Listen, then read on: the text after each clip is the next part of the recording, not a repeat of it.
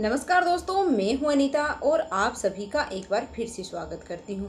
दोस्तों, आज की वीडियो में हम आषाढ़ मास की अमावस्या की व्रत कथा का श्रवण करेंगे। तो आप सभी भक्तगण कथा को पूरे भक्तिभाव और प्रसन्नचित मन से पूरा अवश्य सुनिएगा। तो चलिए शुरुआत करते हैं। हिंदू पंचांग के अनुसार आषाढ़ मास हिंदू धर्म का चौथा महीना होता है। इस महीने की समाप्ति के बाद वर्षा ऋतु का प्रारंभ है वो हो जाता है। धार्मिक रूप से अमावस्या तिथि को अधिक महत्वपूर्ण माना गया है। साथ ही आषाढ़ अमावस्या को दान पुण्य व पितरों की आत्मा की शांति के लिए किए जाने वाले धार्मिक कार्य विशेष फलदायी माने जाते हैं। यह अमावस्या किसानों के लिए भी विशेष महत्व रखती है, क्योंकि इस दिन से हल और खेती में उपयोग होने वाले उपकरणों की पूजा की जाती है, इसलिए इसे हल हारिणी अमावस्या भी कहा जाता है। अमावस्या तिथि पर कई लोग अपने पितरों को प्रसन्न करने के लिए श्राद्ध कर्म करते हैं। इस दिन पितृ तर्पण, नदी स्नान और दान पुण्य आदि कार्य करना ज्यादा फलदायी माना जाता है। इतना ही नहीं, यह तिथि पितृदोष से मुक्ति दिलाने में भी सहायक मानी जाती है। अतः पितृक्रम के लिए यह तिथि बेहद ही शुभ मानी जाती है। अब आइए श्रवण करते हैं आषाढ़ अमावस्या व्रत की कथा। एक बार की बात है, एक ब्राह्मण अपनी पत्नी के साथ रहता था। वे दोनों ही भगवान विष्णु के बड़े ही भक्त थे। दोनों प्रतिदिन अपना ज्यादातर समय भगवान के ध्यान और पूजा पाठ में ही बिताते थे। ब्राह्मण का घर धन धान्य से भरा हुआ था, किंतु ब्राह्मण के घर में कोई भी संतान नहीं थी। संतान न होने के कारण यह दंपति अत्यंत ही दुखी रहता था।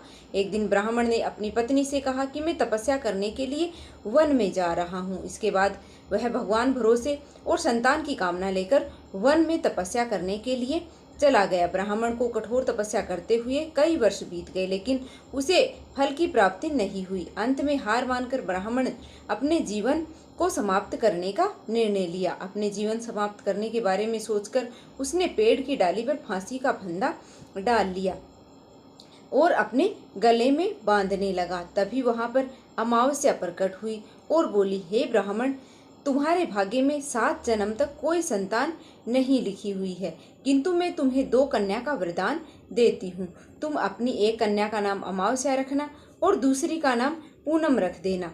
तुम अपनी स्त्री से कहना कि 1 वर्ष तक अमावस्या का व्रत रखे और अमावस्या के दिन 1 कटोरी चावल भरकर उस पर दक्षिणा रखकर दान भी दिया करे।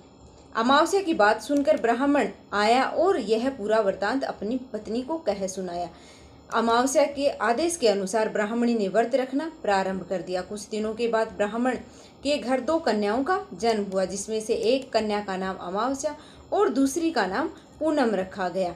जब ब्राह्मण की दोनों बेटियां बड़ी हुई, ब्राह्मण ने उसका विवाह कर दिया। बड़ी बेटी अमावस्या धार्मिक प्रवृत्ति की थी। वह काफी समय भगवान की पूजा धर्म कर्म में व्यतीत वो किया करती थी।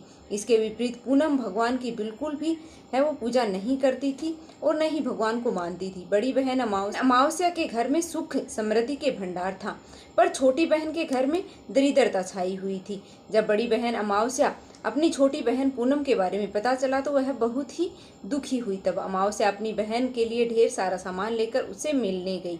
छोटी बहन के घर पहुंचकर अमावस्या ने उसे 1 वर्ष तक सुख अमावस्या व्रत करने की सलाह दी।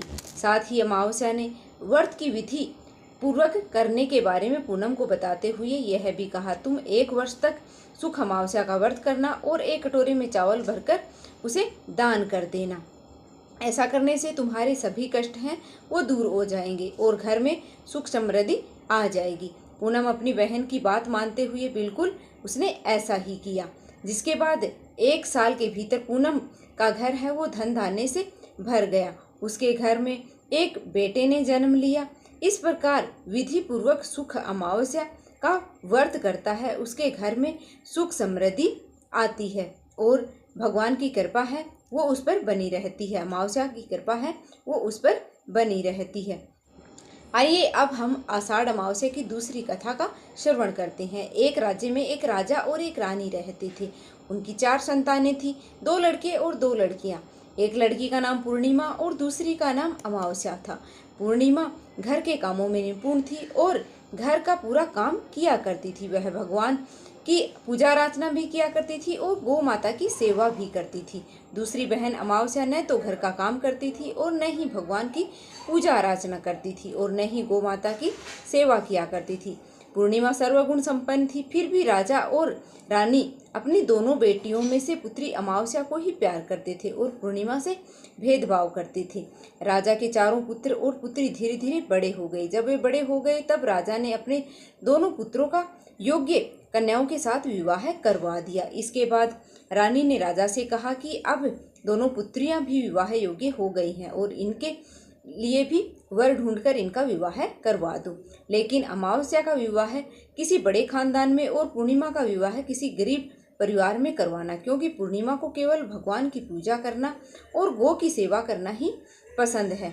रानी ने राजा की दोनों पुत्रियों का रिश्ता है वो तय करने के लिए भेज दिया।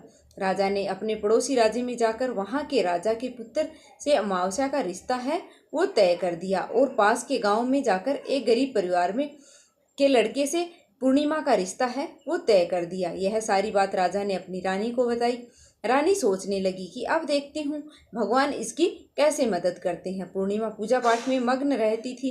पूर्णिमा का भाई और भाभी उसे बहुत ही ज़्यादा प्यार करते थे, क्योंकि वह उनके घर के कामों में मदद किया करती थी। दूसरी ओर अमावस्या उन पर रोब जमाती थी और कोई भी कार्य है वो घर का नहीं किया करती थी। कुछ समय बाद दोनों पुत्रियों का विवाह हो जाता है। राजा और रानी विवाह के बाद अपनी दोनों पुत्रियों को विदा करते हैं। विदाई के समय राजा और रानी अमावस्या को बहुत सारा धन और दौलत देकर विदा करते हैं, जबकि पूर्णिमा को खाली हाथ ही भेज देते हैं। इसके बाद दोनों बहनें अपने अपने ससुराल में चली जाती हैं और कुछ दिन बीत जाते हैं और एक दिन अमावस्या अपने घर पर शिव जी की कथा करवाती है, जिसे सभी गांव वालों को वह निमंत्रण देती है, लेकिन अपनी बहन पूर्णिमा को वह निमंत्रण नहीं देती है। गांव की सभी औरतें अमावस्या के घर जाती हैं और पूर्णिमा अपने घर पर दरवाजे पर बैठी हुई थी। यह दृश्य देख रही थी। गुजरती हुई औरतें पूर्णिमा से कहती कि तुम्हारी बहन के यहाँ शिव जी की कथा है, क्या तुम नहीं चलोगी? पूर्णिमा कहती कि उसने मुझे निमंत्रण नहीं दिया है, मैं वहाँ पर नहीं जा सकती। औरतें कहती कि भगवान शिव की कथा है, तुम हमारे साथ चलो। गांव की औरतों की बात मानकर पूर्णिमा भी उनके साथ कथा में चली जाती है।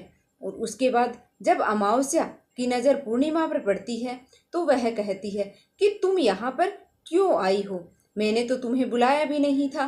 खैर, अब आ ही गई हो तो चुपचाप बैठे रहना। अमावस्या पूर्णिमा की गरीबी का मजाक उड़ाती थी। पूर्णिमा की आंखों में आंसू आ जाते थे और वह मन ही मन भगवान शिव से विनती करती थी, हे भगवान, क्या पूजा पाठ करना और गौ माता की सेवा करना गलत है? मेरी क्या गलती है? आप मुझ पर कृपा कब करेंगे? कथा पूरी होने पर अमावस्या भगवान का प्रसाद बांटने लगती है। वह सभी को प्रसाद देती है, लेकिन पूर्णिमा को नहीं देती है। पूर्णिमा बिना प्रसाद के ही घर लौट जाती है। रास्ते में वह सोचती है कि यदि उसके बच्चे प्रसाद मांगेंगे तो उन्हें वह क्या जवाब देगी। उसने सोचा कि वह अपने मायके जाएगी और बच्चों के लिए कुछ लेकर आएगी। ऐसा सोचते हुए वह घर वापस लौट आती है और अपने पति और बच्चों से कहती है कि वह मायके जा रही है। पति कहता है, ठीक है। कुछ समय बाद पूर्णिमा मायके के लिए रवाना हो जाती है। रास्ते में एक चबूतरा आता है जिस पर तुलसी का पौधा लगा हुआ होता है। एक बूढ़ी अम्मा बैठी हुई थी जो कोई और नहीं, साक्षात तुलसी माता थी। बूढ़ी अम्मा पूर्णिमा से कहती है कि बिटिया, तुम कौन हो और कहाँ जा रही हो?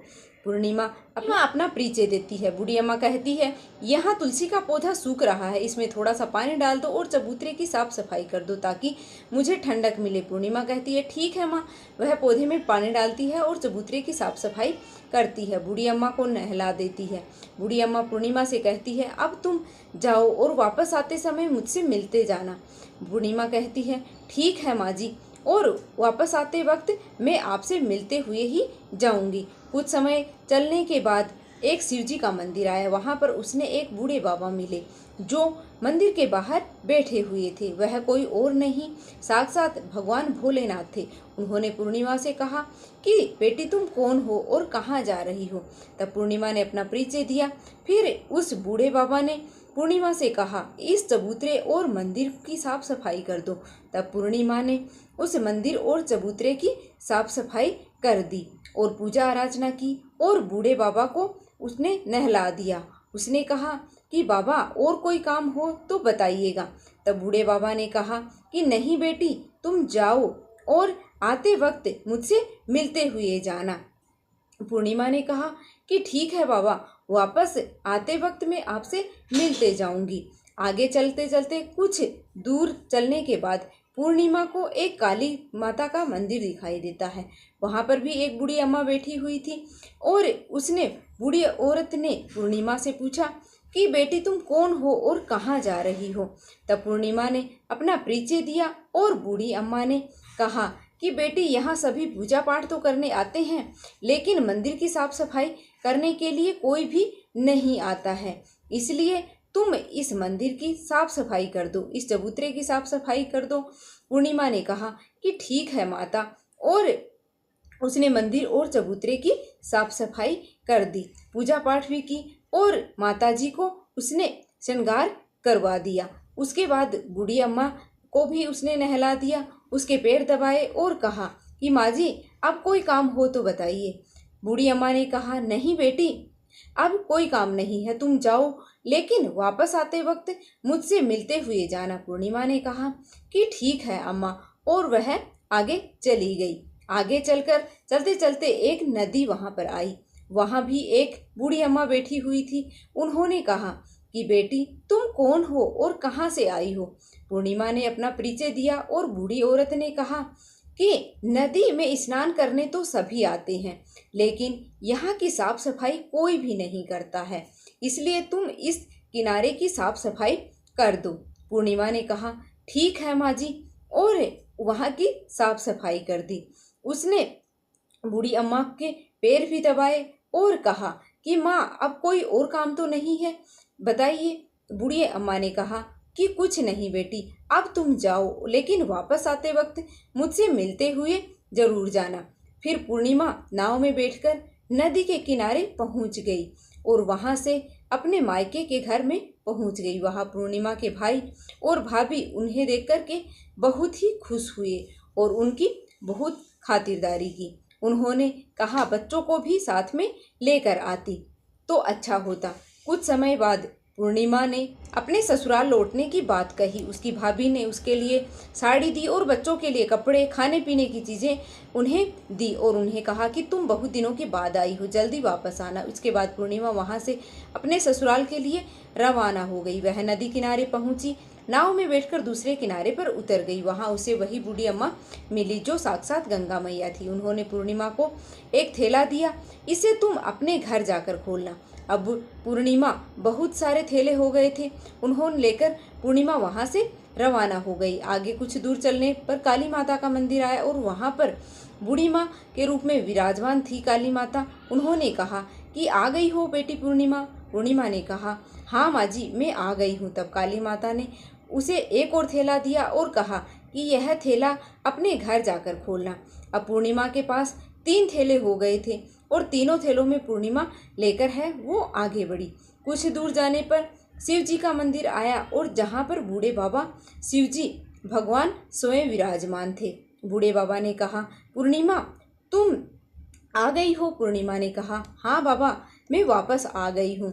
और बूढ़े बाबा ने भी पूर्णिमा को एक थैला दिया और यह थैला घर जाकर तुम खोलना। पूर्णिमा ने कहा कि ठीक है बाबा। फिर वह आगे चल पड़ी। पूर्णिमा के पास 4 थैले हो गए थे। पूर्णिमा ने एक पुरानी साड़ी निकाली और उन सभी थैलों को उसका गट्ठर है वो बांध लिया। फिर सिर पर रखकर वहां से रवाना हो गई।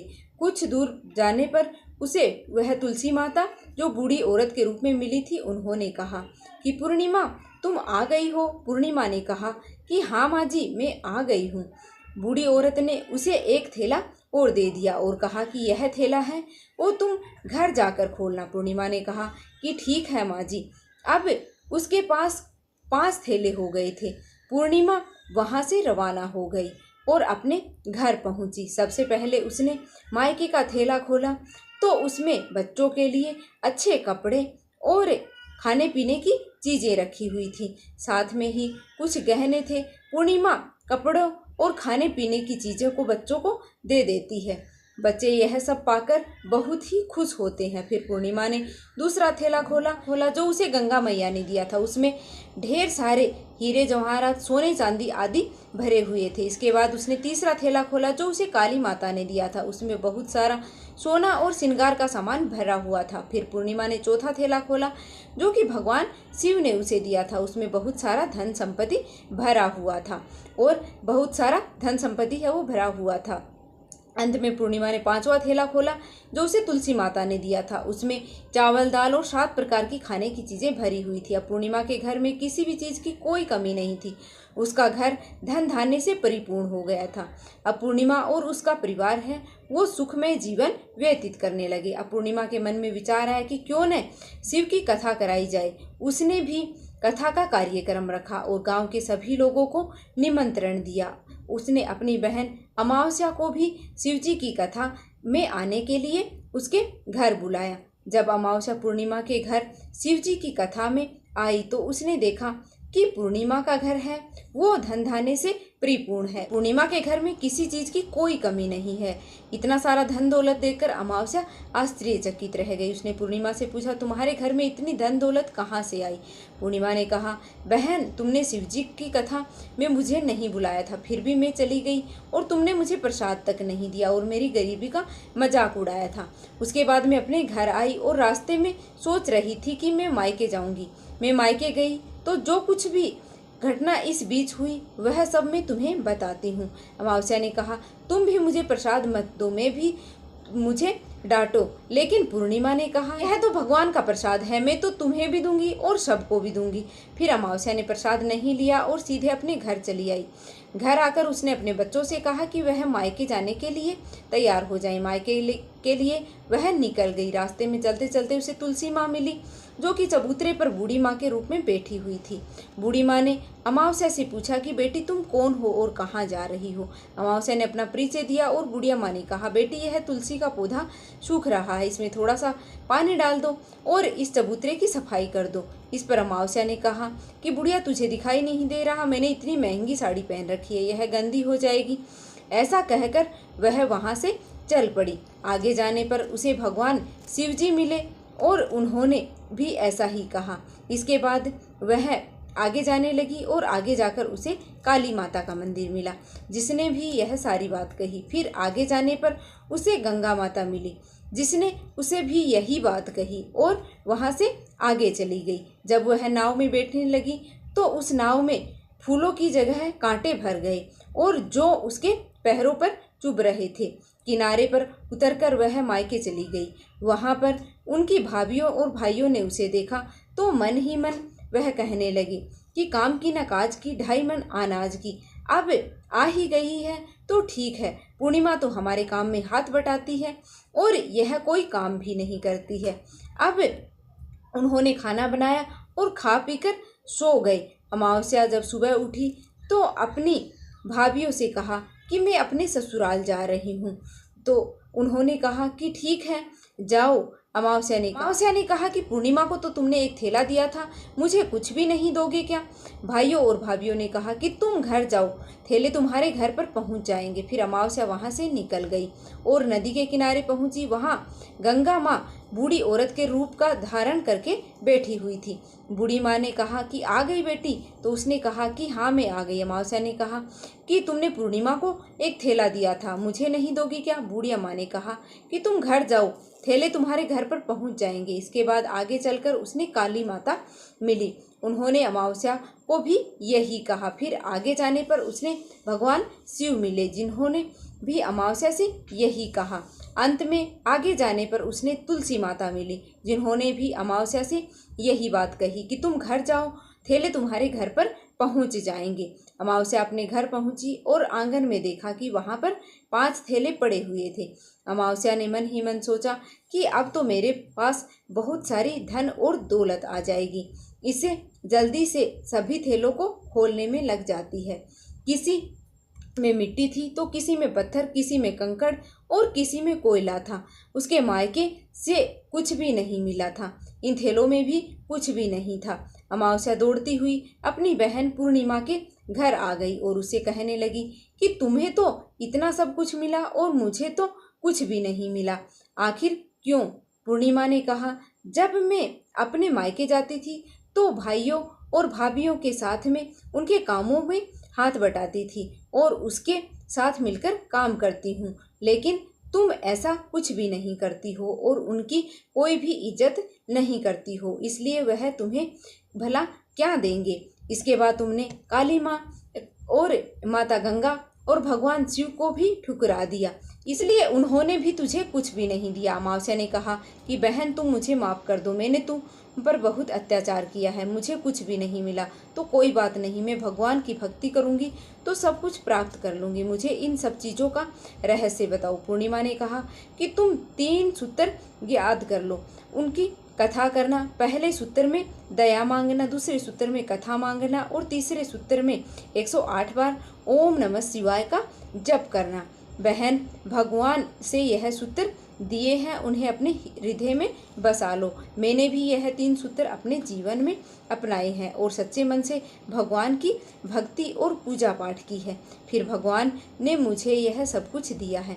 जो तुम्हारे पास सब कुछ था वह सब कुछ खत्म हो गया है। इसके बाद अमावस्या अपने घर गई और भगवान की पूजा पाठ है वो करने लगी। उसे भगवान शिव से माफ़ी मांगी और गौ माता की सेवा की और दूसरों की मदद करने में लग गई।